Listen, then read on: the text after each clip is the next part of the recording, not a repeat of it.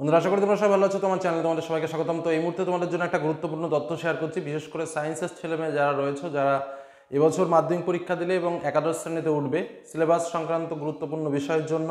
তোমরা সবাই জানো যে তোমরা এবছর এখনো পর্যন্ত বই কিন্তু কিনতে পারোনি, কিন্তু সকলের মনে একটা প্রশ্ন রয়েছে যে স্যার এই মুহূর্তে বই আমাদের কখন আমরা হাতে পাবো বা বইটা আমরা কখন কিনবো। তো এই বিষয় নিয়ে গুরুত্বপূর্ণ তথ্য তোমাদের সামনে শেয়ার করব, একদম অথেন্টিক তথ্য এবং একদম অ্যাপ্রোপ্রিয়েট ডেট, যে ডেটের মধ্যে প্রকাশকরা বই তোমাদের হাতে পৌঁছে দিতে চলেছে। তো এই সম্পর্কিত যে গুরুত্বপূর্ণ তথ্য একদম আনন্দবাজার পত্রিকায় প্রকাশিত হয়েছে, সেই তথ্য অনুসারেই তোমাদেরকে শেয়ার করি। যেটা বলা হচ্ছে, প্রথমে আমি তোমাদের সামনে তথ্যটা শেয়ার করি, তারপর আমি ডিটেলস বিষয় এটাতে যাচ্ছি। যে এবছর থেকে একাদশ শ্রেণীর সেমিস্টার পদ্ধতিতে পঠন পাঠন শুরু হচ্ছে, তাই শিক্ষা সংসদের তরফ থেকে প্রথম সেমিস্টারের বই ছাপানোর ক্ষেত্রে বিশেষ গুরুত্ব দেওয়া হচ্ছে। অর্থাৎ একদম পরিষ্কারভাবে একটা তথ্য তোমাদের এবছরের জন্য শেয়ার করি, যেটা হচ্ছে যে ফার্স্ট সেমিস্টার আমাদের প্রথম কোন টাইপের প্রশ্ন হবে, সেটা হচ্ছে শর্ট কোশ্চেন টাইপের প্রশ্ন হবে। আমরা সবাই জানি প্রথম সেমিস্টারে আমাদের এমসিকিউ টাইপের কোশ্চেন, যে কারণে এবং প্রথম সেমিস্টারের পরীক্ষা আমাদের কখন হবে, নভেম্বর মাসে। এবং আমাদের স্বাভাবিকভাবে স্কুলের রেজাল্টের দিকে যদি আমরা তাকাই, মে মাসে স্কুলের রেজাল্ট বেরোয়, জুন মাসের মধ্যে আমাদের ভর্তি প্রক্রিয়া শেষ হয়ে যায়, এবং জুলাই, আগস্ট, সেপ্টেম্বর, অক্টোবর, তারপরেই আমাদের নভেম্বর, তার মধ্যে আবার অক্টোবর মাসে পুজোর ছুটি থাকে। মানে হিসেব মতো 4 মাস পরেই কিন্তু আমাদের ফার্স্ট সেমিস্টার পরীক্ষা হবে। তো সেই জায়গা দাঁড়িয়ে যেহেতু আমাদের সিস্টেম চালু হয়ে গেছে, শুধুমাত্র একটা জিনিসেরই অভাব রয়েছে, সেটা হচ্ছে বই খাতা। আর এই বই যদি ঠিকঠাকভাবে না পায়, তাহলে কিন্তু আমাদের পড়াশোনার সমস্যা তীব্র আকার ধারণ করছে। তো যাই হোক, এখন যেটা মূল প্রশ্ন ছিল যে কবে পড়ুয়ারা হাতে বই পাবে, এ নিয়ে এই প্রশ্ন মাথায় রেখেই প্রকাশকদের সময়সীমা বেঁধে দিয়েছে উচ্চ মাধ্যমিক শিক্ষা সংসদ। অর্থাৎ একটা নির্দিষ্ট টাইম বের করেছে, যে টাইমের ভেতরে কিন্তু বই খাতা বের করতেই হবে। তো কি বলেছে, জানানো হয়েছে একাদশ শ্রেণীর প্রথম সেমিস্টার শুরু হওয়ার আগেই পড়ুয়াদের হাতে বই পৌঁছে দিতে তৎপর উচ্চ মাধ্যমিক শিক্ষা সংসদ। বৃহস্পতিবার এই বিষয়ে একটা গুরুত্বপূর্ণ মিটিংও হয়েছিল, সেটাও তোমাদের জেনে রাখি। আর এই মিটিংয়ে বলেছে যে আগামী 1 মাস, অর্থাৎ ডেটটা তোমাদের বলি, 22শে এপ্রিলের মধ্যে নতুন বই পড়ুয়াদের হাতে তুলে দিতে হবে। একদম স্পষ্টভাবে এই কথা কিন্তু ডিক্লারেশন দেওয়া হয়েছে যে 22শে এপ্রিলের মধ্যে, কি বললাম, 22শে এপ্রিলের মধ্যে নতুন বই ছাত্রছাত্রীদের হাতে তুলে দিতে হবে। তাহলে আমরা স্বাভাবিকভাবে এই ডেটটাকেই মেজর ডেট বলে মনে করব, এবং আশা রাখবো যে এপ্রিল মাসের 22 তারিখের মধ্যে আমরা মার্কেটে বই পেয়ে যাব। ঠিক আছে, তবুও এবার তোমাদের বলি, তাহলে কি তোমরা এপ্রিল মাসের 22 তারিখেই কিনবে? না, প্রথমে এপ্রিল মাসের 22 তারিখে বই বেরোক, 1 সপ্তাহ যদি লেট হয়, পড়াশোনার এমন কিছু ক্ষতি হয়ে যাবে না? অন্তত 22 তারিখে বই বেরোলে তোমরা মে মাসের ফার্স্ট উইকের দিকে যারা যে সাবজেক্ট নির্বাচন করবা, সেটা মোটামুটি একটা সেট আপ করে নেবে যে আমরা এই সাবজেক্ট নিয়ে পড়ব। তারপরে কিন্তু যথারীতি আরও 1 সপ্তাহ পরে তোমরা ফার্স্ট উইকের দিকে, মে মাসের প্রথম সপ্তাহের দিকে তোমরা বই কিনবে।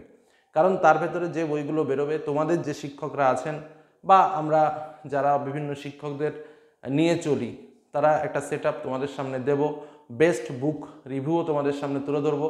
তারপরে একটা ভালো একটা বই কিনো। মানে বাজারে একটা বই বেরিয়ে গেল সঙ্গে সঙ্গে, মানে এরকম অনেক দেখেছি যে এই মুহূর্তে বাজারে কোনো বই নেই, হঠাৎ করে একটা ফার্স্ট বই বের করে দিল, বইটা রমরমিয়ে সেল হয়ে গেল, কিন্তু দেখা যাচ্ছে যে আলটিমেটলি সেই বইয়ের প্রোডাক্টটা অতটা স্ট্যান্ডার্ড নয়। অতএব আগে জিনিসটা দেখো, জিনিসটা বোঝো, বিভিন্ন টিচারদের সঙ্গে কথা বলো, টিচাররা বলুক তোমাদের যে না ওই বইটা বেটার, তারপরে অবশ্যই তোমরা বই কিনো। আর যদি এমনি কিনে দেখতে চাও, সে বিষয়ে কোনো আপত্তি থাকার কথা নয়, অবশ্যই কিনো, কারণ বই কেনাতে ক্ষতি নেই, একটার বদলে একাধিক বই কিনলে যথেষ্ট জ্ঞান পাবে।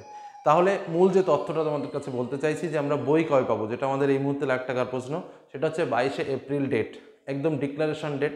এবং এই ডেটটা আমার তৈরি করা ডেট না, তোমাদের কাছে বললাম যে উচ্চ মাধ্যমিক শিক্ষা সংসদ থেকেই কিন্তু এই ডেটটা প্রকাশকদের কাছে দেওয়া হয়েছে, এবং প্রকাশকরা এই ডেটের উপর রাজি হয়েছে যে তারা এই ডেটের মধ্যেই বই পাবলিশ করে ছাত্রছাত্রীদের হাতে পৌঁছে দেবে। বোঝা গেল কি বললাম? একদম অ্যাপ্রোপ্রিয়েট বই পাওয়ার ডেটটা তোমাদের সামনে জানালাম। তো আশা রাখি এই বিষয় নিয়ে তোমাদের কোনো কোশ্চেন থাকার কথা নয়। এবার নেক্সট আরও একটা বিষয়, যেটা নিয়ে ছাত্রছাত্রীরা অনেকেই কমেন্ট করছো দেখছি, সেটা নিয়ে আলোচনা করি। বিষয়টা কি? বিষয়টা হচ্ছে যে মাধ্যমিক পরীক্ষায় তোমরা অনেকেই প্রশ্ন করেছে যে মাধ্যমিক পরীক্ষায় খাতা দেখা হয়েছে অনেকেরই, কিন্তু সেই খাতা দেখাতে কারো যদি 10 হয়ে যায়, তাহলে সেক্ষেত্রে কি পাস হবে কি না। একদম পরিষ্কার কথা বলি, দেখো, তুমি যদি 10 পাও, তাহলে সেক্ষেত্রে 10, আর তুমি যদি স্কুলে মৌখিকে পাও তোমার 10, সাপোজ বা 9, তাহলে তোমার টোটাল মার্ক হচ্ছে 19। এবার তোমাকে পাস করতে লাগবে আরও 6 মার্ক, 5 মার্ক। তো এক্ষেত্রে একদম প্রকৃত যে কথাটা সেটা হচ্ছে খুবই রিস্কি হয়ে যায়। কারণ সেক্ষেত্রে কি হয়, 5 মার্ক গ্রেজ টিচাররা দেয় না। কারণ টিচাররা রিয়েলিটিতে যখন খাতা দেখে, আমরা যখন খাতা দেখি তখন আমরা বুঝে যাই, যখন দেখি যে 12 উঠছে না, তখন আমরা পরিষ্কার কথা বলি, দুঃখ পাওয়ার কিছু নেই। যেটা পরিষ্কার কথা সেটাই শুনে রাখো। মনে অনেক দুঃখ পাবে, অনেকে ভেঙে পড়বে, কিন্তু মিথ্যা কথা বলে তো লাভ নেই, অকারণে প্রলোভন দিয়ে লাভ নেই। মানে যখনই দেখা যায় যে 12 হচ্ছে, তখন সেটাকে চেষ্টা করা হয় যাতে 15 বা 16 বা 17 দিকে এগিয়ে নিয়ে যাওয়া যায় কিনা, যাতে ছেলেমেয়েটা পাস করে।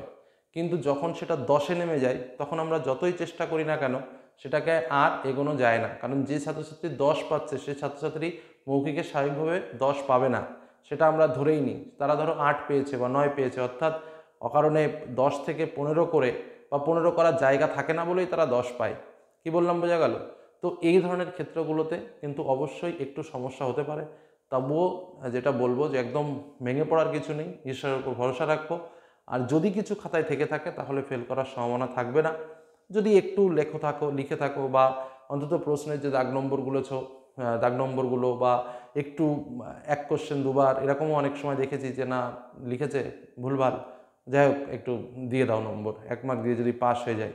কিন্তু যখন নম্বরটা অনেকটা কম, 10 মার্ক, কারণ তোমরা অনেকেই বলছো স্যার, কোনো একজন শিক্ষক তোমাদের বলেছেন হয়তো যে 10 মার্কে পাস হয়ে যাবে, কিন্তু দেখো আমরা খাতা দেখেছি, আমরা মার্কস ফাইল তৈরি করেছি, কিন্তু 10 নম্বর যারা পেয়েছে তাদের পাস করার কোনো লাইন আমি দেখতে পাচ্ছি না।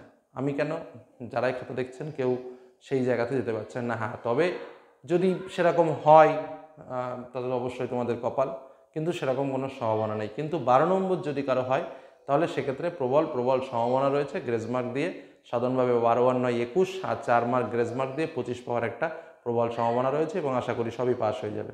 অর্থাৎ 10 মার্কের ক্ষেত্রে কিন্তু সেই রিস্কটা থেকেই যাচ্ছে এবং ফেল হওয়ার সম্ভাবনাটাও কিন্তু থাকছে। জাস্ট এটুকু দুঃখ পাওয়ার কিছু নেই, যেটা সত্য সেটাকে মানতে হবে। এটুকু বলেই আজকের আলোচনা শেষ করছি। ধন্যবাদ, ভালো থেকো।